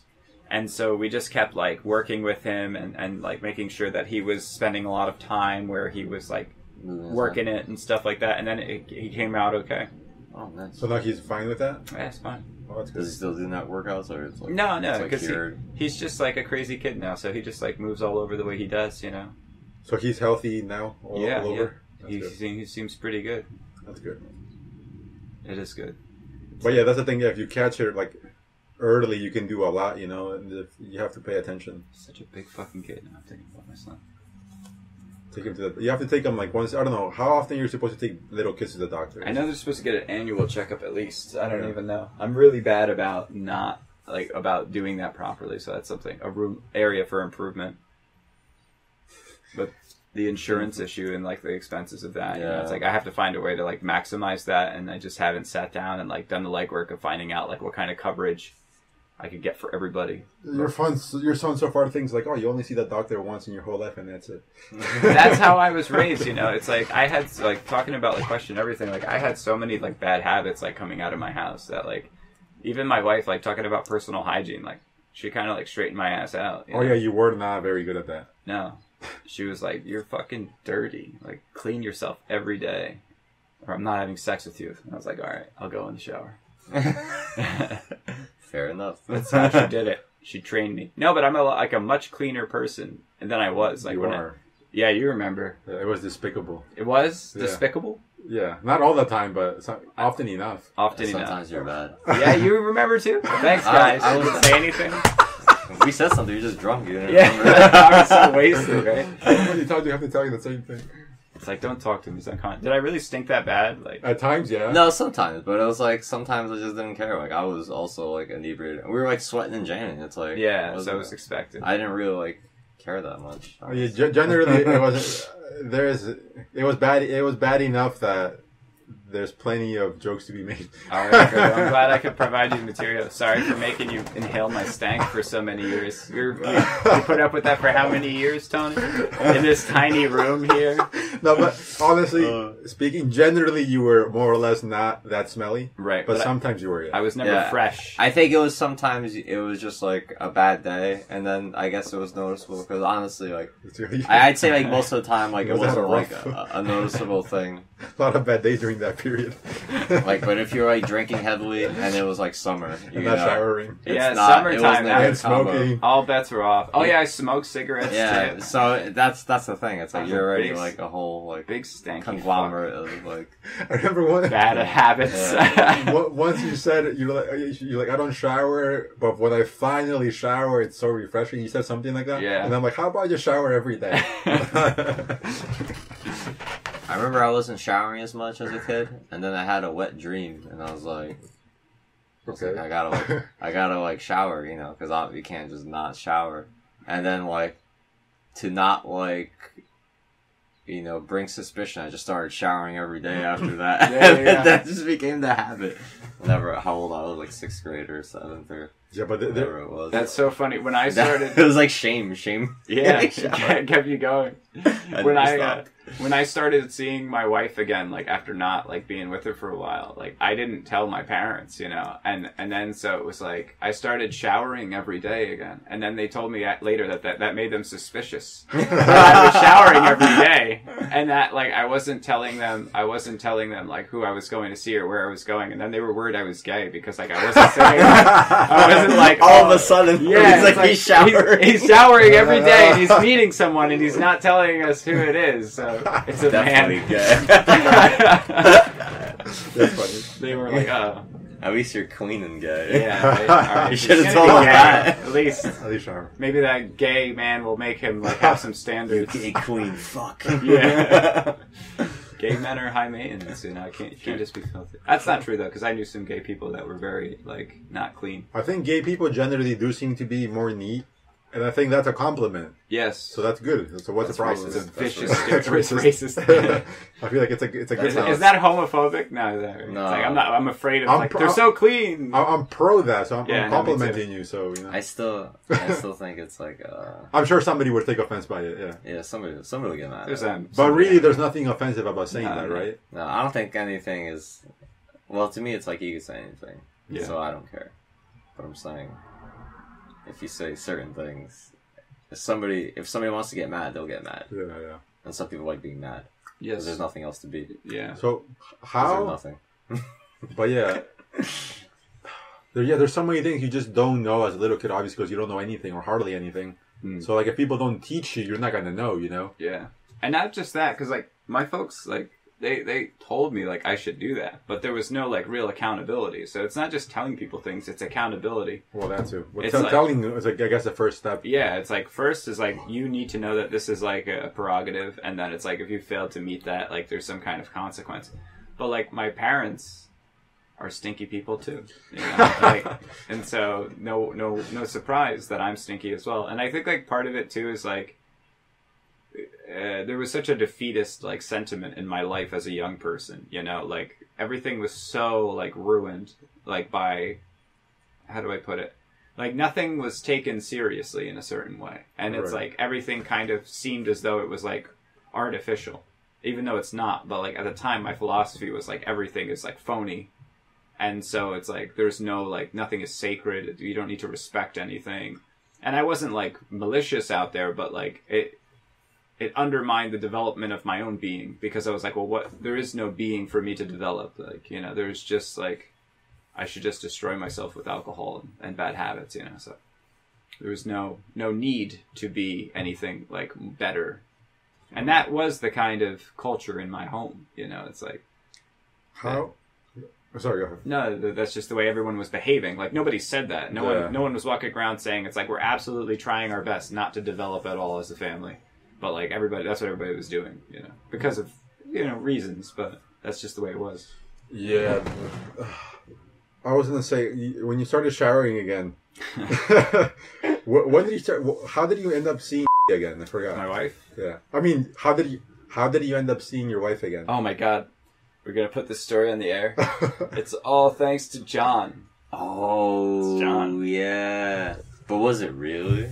No, it was my wife's doing too. I feel like she's.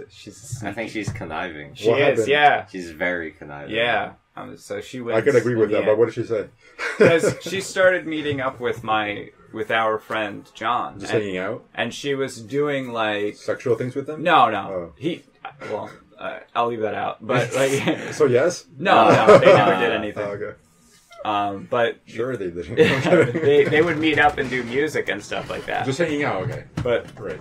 Recording music and stuff. Okay. And then I went over there one day, and then John's like, "Oh, check this out," and he like pops on like some recording, and it's like, "Oh my God, it's my wife."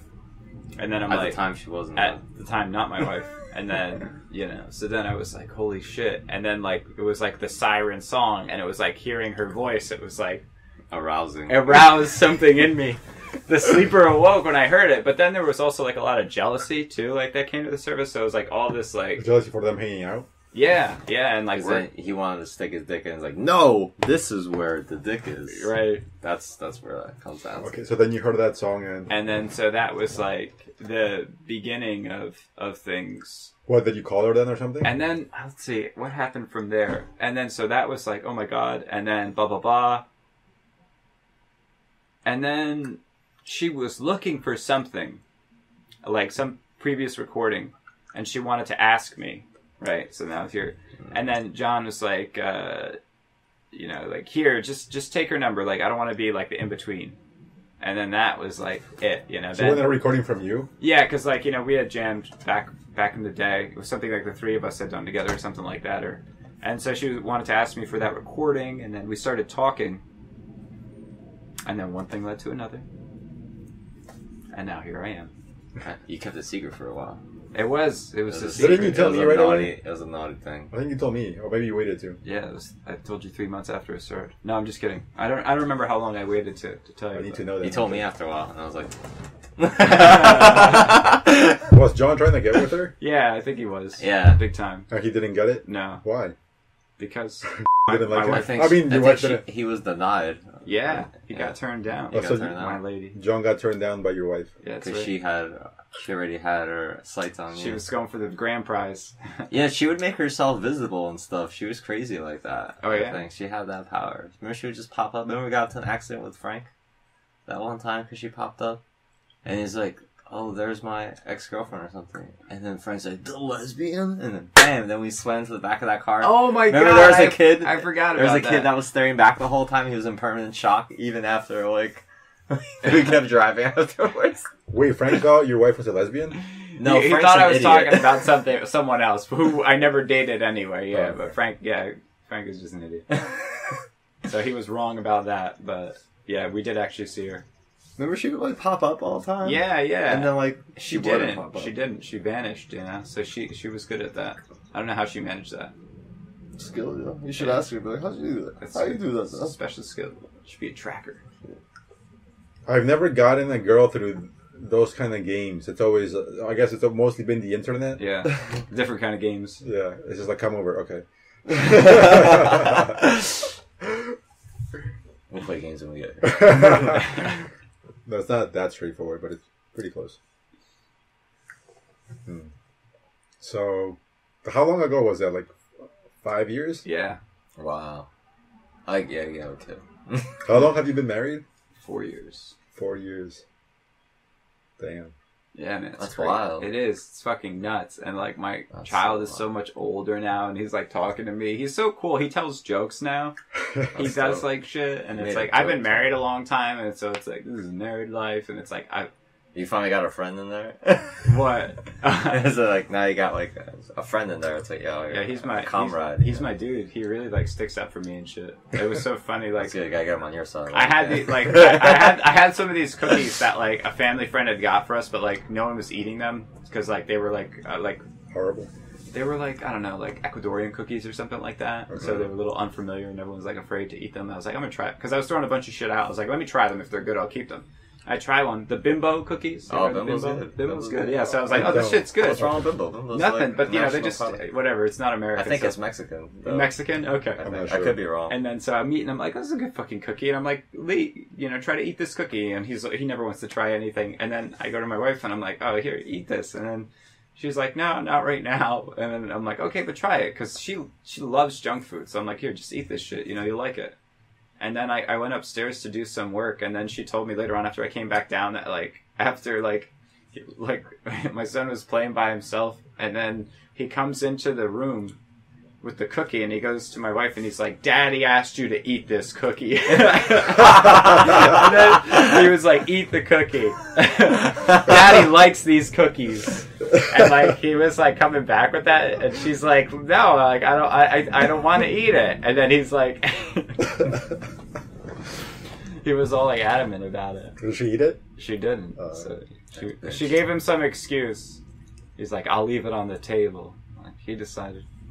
But he sticks up for me. Did he eat the cookie? No, he didn't fucking eat it. But I guess because I told her to eat it. You know, he was like, look, Mommy didn't do what Daddy said. Like, we better... I see. He's like my little enforcer. He went in there. That's so Daddy said to eat this cookie.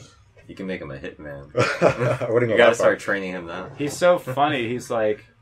He was like watching stuff on her phone. And he was showing me, he's like, look at this, Daddy. This is very good. This is a great show. This is very entertaining. Because a lot of times, like, I'll tell him to stop watching TV. So I think he was, like, preempting that. And he was, like, giving me a sell on how good it was. And I've never heard it. That was the first time he was ever, like, persuasive. Like, he realized that with, like, tone and content, he could, like, sway my feelings about something. And I was like, Jesus Christ, you're getting smart. He's like, look at this show. It's great. There are so many activities I can do in this game. And he's like showing me all this stuff. I'm like, wow. That's cool. What is he right though? Sort of. He made a case for himself. You know, I guess. It's a start. You know, he's a really smart kid. He tells jokes now too, which is a really interesting thing. An interesting developmental milestone. That's cool. He has a sense of humor.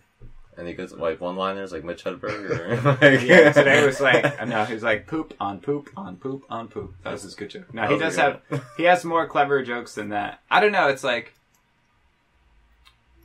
he does like clever things with wordplay, like something about my wife was saying something about like witch, like witch is witch and stuff like that. And then he just kind of popped into the room and made like some remark about like a witch, like a ghoulish woman kind of witch. So he was like playing with but like he did it intentionally because he understood what we were talking about. But he came in and like used he knows about puns now. The homophone, yeah, and he created a joke about that. It's a dark hole to go down into. Yeah, but be wary of the puns. Yeah, they can ruin your life. It's interesting. Are you and okay? Yeah, me and my wife, we're good. Oh crap! Are you and your wife okay? Yeah, we've been doing well. Things are nice. The new place has really created like a great environment. You know, it's much better. That's good. And I have nurturing. And I have more money too, so it's like I keep like dropping like things in the house and improving things like constantly and like pretty much like keeping it like there's no way like you could be like dissatisfied. How do you have like, more money? The general because I've been working my ass off. That's how. I've been doing like side gigs and earning extra money with my art and stuff like that. That stuff is all about dried up, but I'm just about to make another push to make some more money, so hopefully it works out like that again. At a gallery? Yeah, I have a big show coming up in April that I just finished. Like I was working with the same people. Yeah. Are you going to invite me to that one? If you want to come, yeah. This one's going to be in a kind of rough neighborhood of Newark, though. But like, it's like nice. As opposed to the beautiful neighborhood we went to.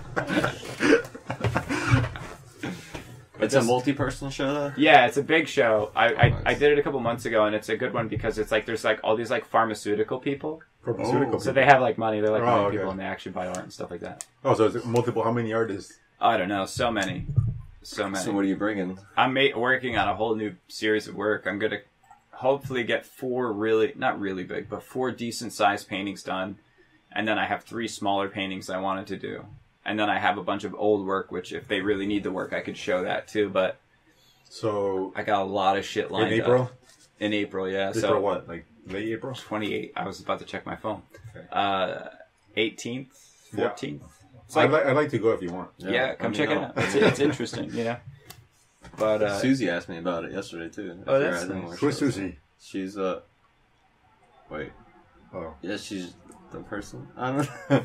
My friend. She's nobody. I mean, like, that's her real name. Oh, okay. Susie's not gonna like that. Oh, just a friend. Okay. I guess we should begin everything else. Yeah, we can finish here.